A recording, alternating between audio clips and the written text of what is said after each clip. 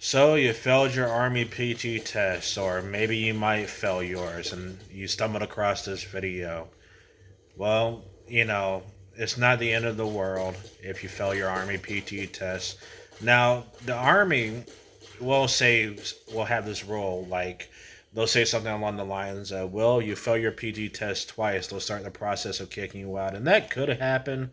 But from my experience, I've met people who failed their PT test multiple times and still got to stay in the army. That's because they usually don't cause trouble. And the thing is, the army already as of right now, the army has a low recruit memberships. Like less people want to enlist, so they're not really in a rush to kick you out over failing a PT test. Now, when you fail your PT test, that means you can't promote and you can't really get any rewards, but your pay will still be the same. You'll just be flagged. You can't really move on and expand your career until you pass your PT test.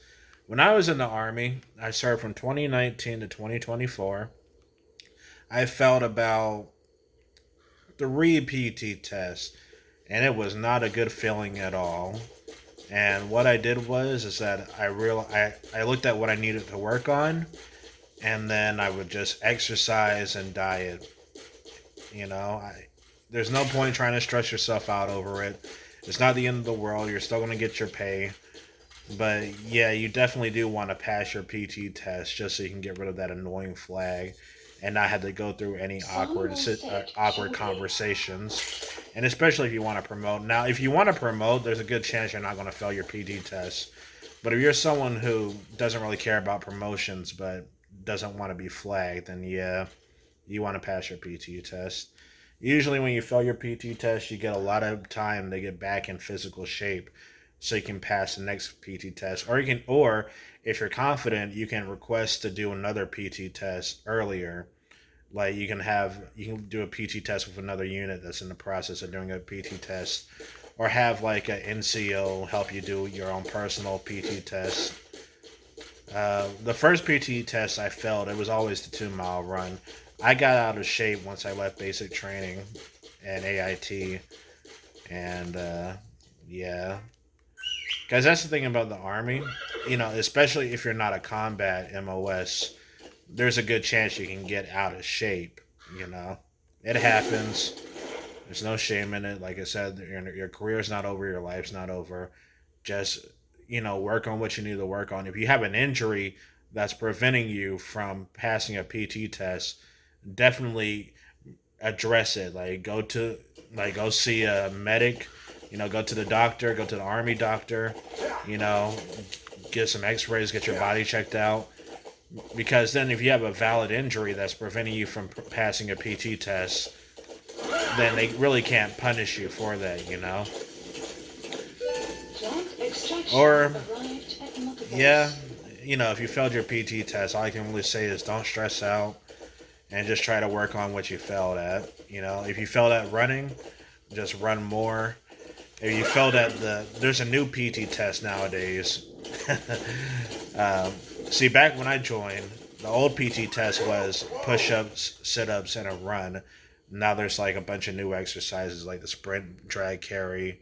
I think they removed the medicine ball throw because I don't see the purpose of having that one as a PT test. Like with the sprint, drag, carry, I can understand that one because let's say, Lord forbid, you gotta like sprint and drag someone who's injured or dead or something like that.